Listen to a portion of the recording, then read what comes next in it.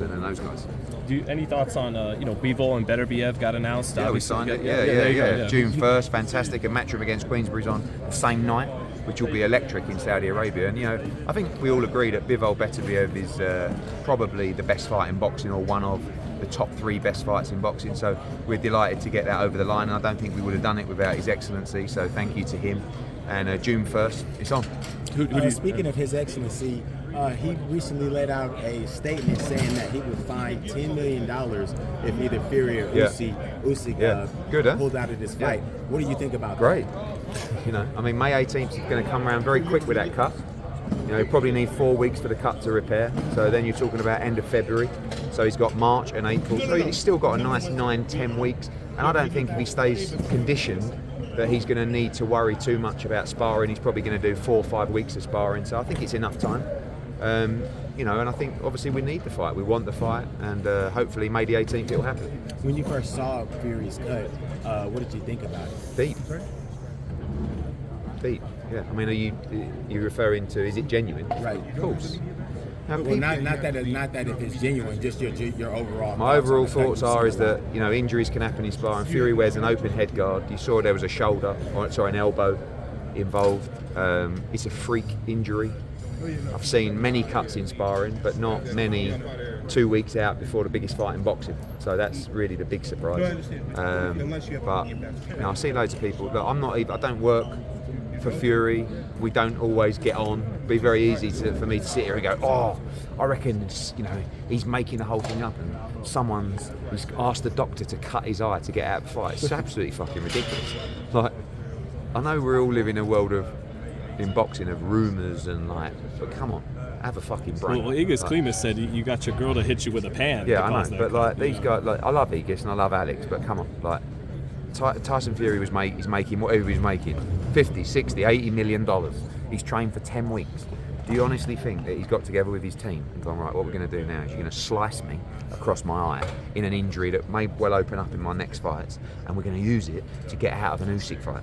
I'm starting to get on board with a few conspiracy theories, but that was well over the top. Eddie, does the $10 million penalty change maybe the way you train going into the new day? Change your headgear, maybe? Yeah, look, I think, like I said, Fury wears open headgear when he spars. Some fighters do that. It is more dangerous, but it was around the same area as the cut against Wilding.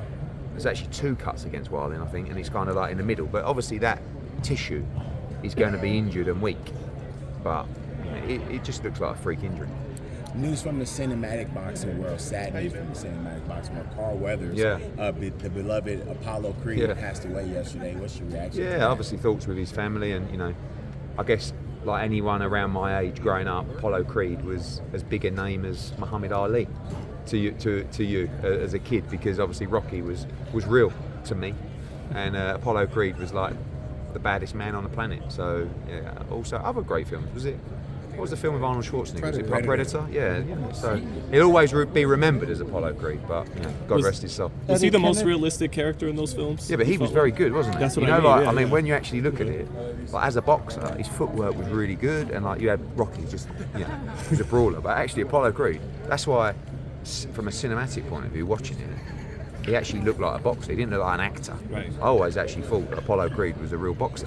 So that's how good an actor he was. Eddie, I talked to Kenneth Sims after the fight, and he said that he didn't see the power that he saw before with Conor Benn.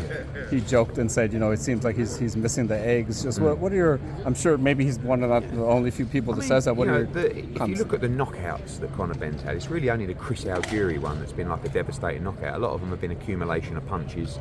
There's no doubt he hits very hard. He hurt Dobson in the 12th round, but I think Dobson's got a good chin. I think, and also as well, he's fighting guys that are a lot bigger. Like that fight was at 151 pounds. Dobson is a 154 pounder. He's been fighting there. He's had a couple of fights at welterweight as well, but he's really a 154 pounder. In his last fight against Orozco, he boxed a middleweight, right, who came down to 154. Go and watch the fight. The size of Orozco, huge in comparison. So once he's fighting, don't forget Algieri was a light welterweight, super lightweight, and he poleaxed him with a beautiful right hand that landed perfectly on his chin. So this is what people obviously are going to say. But Conor Benn still has fantastic power. We see it in sparring. He's icing people non-stop, but against the bigger guys, it's going to be more difficult to take him out. We've heard a few days ago a shocking announcement: Shakur Stevenson. Don't wait. It's ridiculous. Like, I don't even know why we give this kind of stuff airtime. Like Shakur Stevenson, one of the best pound-for-pound fighters on the planet. He's so fucking boring. How old is the guy? 27, 26, I don't know. 26. 26. Of course he's not retiring. Just say to him, all right, mate, bye.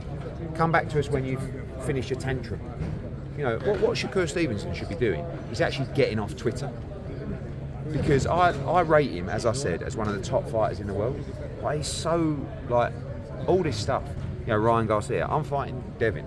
I'm fighting Rowley. I'm fighting this. I'm fighting that. And then the fans are like, what is going on? You think that a fan wants to read about Shakur Stevenson sulking about the politics of boxing and saying he's retiring, and then when he comes back, or do you expect people just to support him even more? Like, you're gonna, like, just think about what you're saying when you know, his time will come. And when he's moaning because the WBO ordered the fight between Navarrete and Barancic, this is the rules of boxing. He's WBC world champion. They're not going to order the WBC champion to fight for the WBO title. They're going to follow the rules. Navarrete moves up from 130 to 135. You become the automatic mandatory challenger, and Barancic is number 2. That's why they're fighting each other. And guess what? When Navarrete beats Barancic, I would think Top Rank will make Shakur Stevenson against Navarrete for a unification. So he's just sulking. You don't need to sulk. You're in a good position. And the fans don't like sulking. Is it harder than? Oh, go ahead. Do you? Because he didn't.